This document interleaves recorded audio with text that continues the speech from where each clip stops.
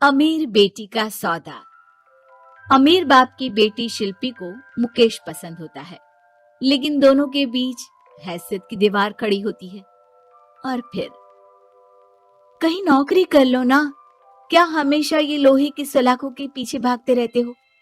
कितनी मेहनत करते हो। शिल्पी, नौकरी से कुछ नहीं होगा।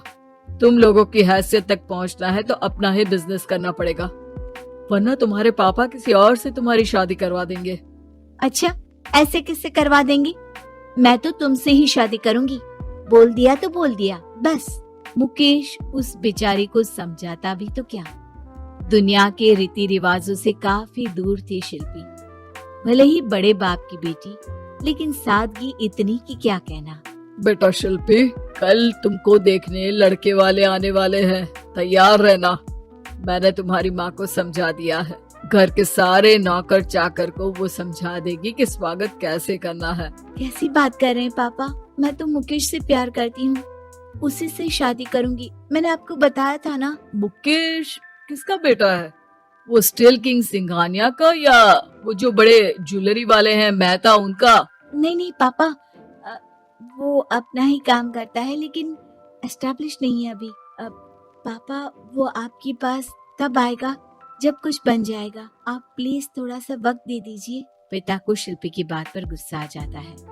वो उससे कुछ नहीं कहते और शिल्पी की माँ के पास जाते हैं। ये संस्कार देकर बड़ा किया तुमने शिल्पी को, और कैसे मैं किसी भिखारी के साथ उसकी शादी कर दूं? कौन है ये मुकेश? मैं जानती हूँ, बड़ा ही होनहार लड़का है। शिल्पी से बहुत प्यार करता है और शादी करना चाहता है। अरे ऐसे कैसे मैं किसी से भी अपनी बेटी की शादी कर दूं? कोई भी उठकर आए और कहे कि मैं शादी करना चाहता हूँ तो मैं शादी कर दूं? कान खोल कर सुन लो, कल उसे अच्छे से तैयार कर देना, क्योंकि जो लड़का मैंने देखा है शिल्पी के लिए, वो करोड़पति घर का बेटा है, समझी? लाख मना करने पर भी शिल्पी को उस लड़के से मिलवाया जाता है जो उसके पिता ने उसके लिए देखा था। देखिए, मैं किसी और से प्यार करती हूँ और उसी से शादी करूंगी। ये तो बहुत अच्छी बात है कि तुम किसी और से प्यार करती हो, क्योंकि मैं भी किसी और से प्यार करता हूँ। लेकिन शादी तो हम दोनों को ही करनी होगी, जानती हो ना, ये बिजनेस और ये सारा कुछ।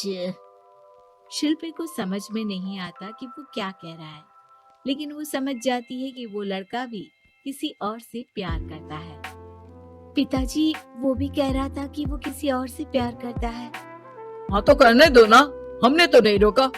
तुम अपना देखो, शादी के लिए हाँ कर गया है वो।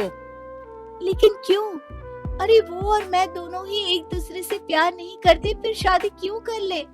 पापा, एक बार सिर्फ मेरे कहने पर आप मुकेश से मिल ले।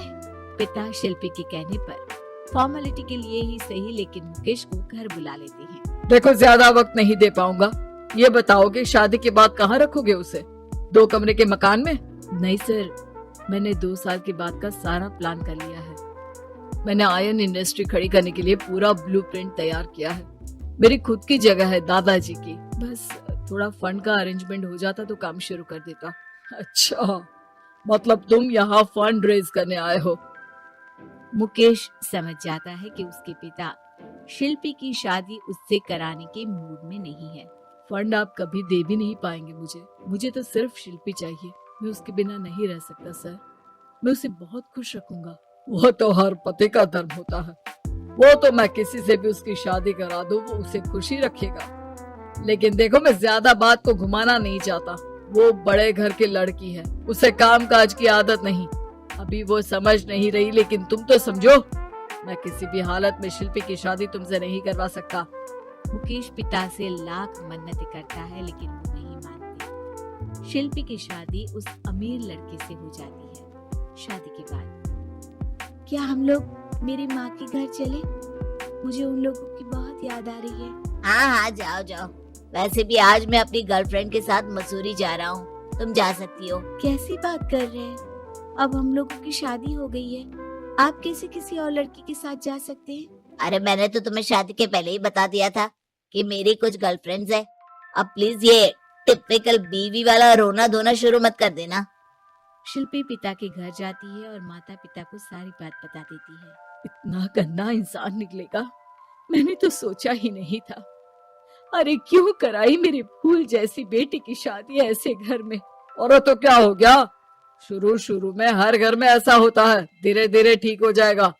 और वैसे भी उन लोगों के साथ हम लोगों की एक बड़ी डील फाइनल हुई है, समझी। उन लोगों से रिश्ता बनाकर रखो, तभी पैसों की बारिश होगी। पापा, अब समझ में आया कि आपने मेरे साथ ऐसा क्यों किया। मुकेश आपके सामने गिड़गिड़ा कर गया कि वो मुझे बहुत खुश रखेगा, लेकिन आपने मेरी शादी एक ऐसे लड़के से करा दी जो किसी और लड़के से प्यार करता है और शादी सिर्फ समझौते के लिए कर रहा है। पापा, मैं जा रही हूँ, लेकिन इस घर में कभी पैर भी नहीं रखूंगी। आपने मुझे सामान की तरह इस्तेमाल किया। माँ शिल्पी को बहुत रोकती है, लेकिन वो एक नहीं सुनती। कुछ समय बाद, शिल्पी, मुझे नहीं लग रहा कि अब हम दोनों के बीच ये शादी और रह पाएगी।